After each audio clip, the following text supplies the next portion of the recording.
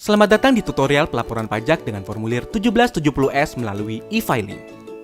Tutorial ini berlaku untuk Anda yang merupakan karyawan berpenghasilan di atas 60 juta per tahun. Hal yang pertama kali Anda harus siapkan adalah bukti potong yang Anda peroleh dari perusahaan tempat Anda bekerja.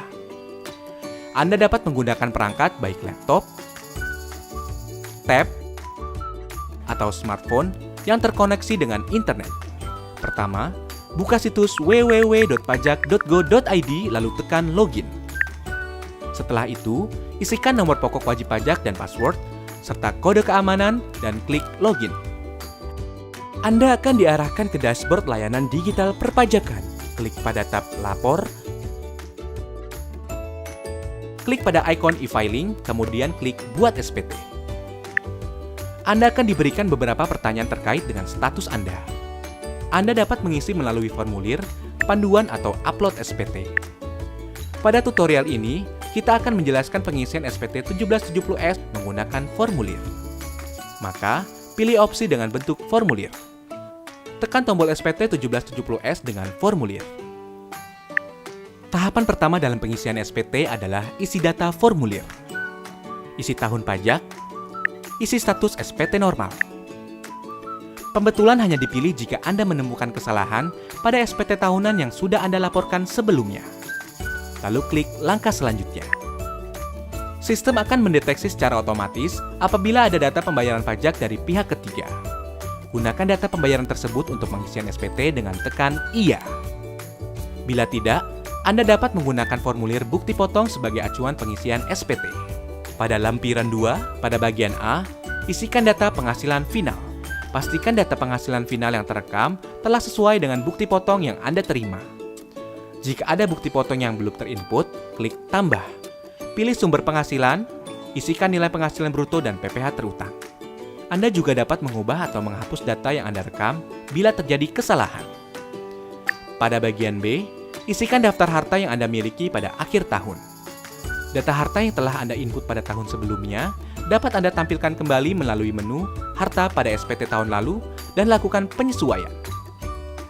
Jika Anda ingin menambahkan data harta lainnya, klik Tambah.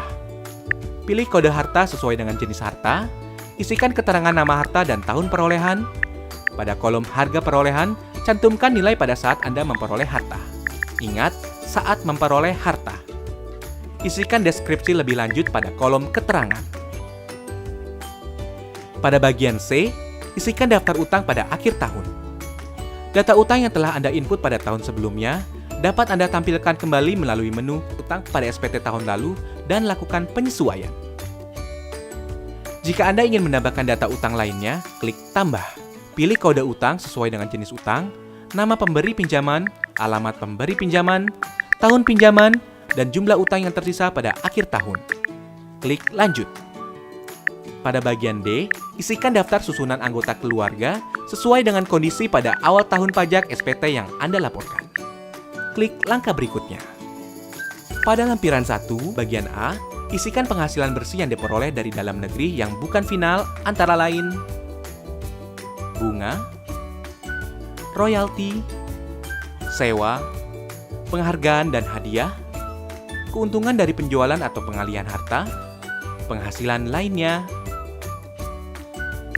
Pada bagian B, isikan penghasilan yang tidak termasuk objek pajak sesuai dengan pasal 4 ayat 3 Undang-Undang Pajak Penghasilan. Pada bagian C, isikan daftar pemotongan atau pemungutan pajak dari bukti potong yang telah Anda terima.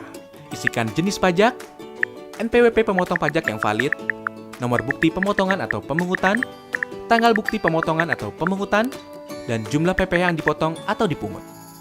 Klik langkah berikutnya. Pada induk SPT, isikan data identitas berupa status perkawinan, status kewajiban pajak suami atau istri, dan NPWP suami atau istri jika diperlukan. Pada bagian A, poin 1, isikan penghasilan neto dalam negeri sesuai dengan bukti potong yang Anda terima. Poin 2 akan otomatis terisi dari data yang telah Anda isikan pada lampiran sebelumnya. Pada poin 3, isikan penghasilan neto luar negeri. Pada poin 4, penghasilan neto akan dijumlahkan secara otomatis. Pada poin 5, isikan jumlah zakat yang Anda bayarkan kepada lembaga zakat yang telah disahkan oleh pemerintah. Poin 6 akan terisi otomatis. Pada bagian B, pilih status perkawinan dan isikan jumlah tanggungan sesuai dengan bukti foto. Maka, nilai penghasilan tidak kena pajak akan terisi secara otomatis. Bagian C hanya perlu diperhatikan bagi Anda yang memperoleh penghasilan dari luar negeri, dengan cara membaca ketentuan yang tertera pada petunjuk bagian C10. Bagian D poin 14 hanya perlu diisi apabila Anda pernah membayar angsuran PPh pasal 25. Lanjut ke bagian E. Anda akan mengetahui status SPT Anda apakah nihil, kurang bayar, atau lebih bayar. Jika SPT Anda nihil, Anda dapat melanjutkan pengisian pada poin F. Jika SPT Anda kurang bayar, Anda akan diberikan pertanyaan lanjutan. Jika Anda belum membayar, pilih belum dan Anda akan diarahkan untuk membuat e-billing terlebih dahulu. Bila Anda telah membayar, isikan data bukti pembayaran berupa jenis pembayaran, yaitu nomor transaksi penerima negara atau pemindah bukuan. Isikan kode NTPN atau pemindah bukuan Anda, lalu isi tanggal dan jumlah pembayaran. Jika SPT Anda lebih bayar, silakan unggah dokumen pendukung berupa bukti pemotongan pajak dari perusahaan atau bukti pembayaran lainnya. Pada poin F, hanya dikhususkan bagi Anda yang secara rutin memiliki status SPT kurang bayar. Lanjut ke pernyataan. Centang pernyataan setuju bila Anda yakin bahwa data yang Anda isikan sudah benar. Langkah terakhir adalah ambil kode verifikasi. Secara otomatis kode verifikasi akan dikirimkan melalui email Anda. Salin kode tersebut pada kolom yang disediakan, klik kirim SPT, maka SPT Anda akan terekam pada sistem DJP. Anda akan mendapatkan bukti penerimaan elektronik sebagai bukti bahwa Anda telah melaporkan SPT. Jika Anda masih memerlukan bantuan, silakan kunjungi www.pajak.go.id atau telepon ke Kering Pajak 1500 200. Subscribe channel YouTube Ditjen Pajak RI untuk memperoleh informasi dan tutorial lain. Pajak kuat, Indonesia maju.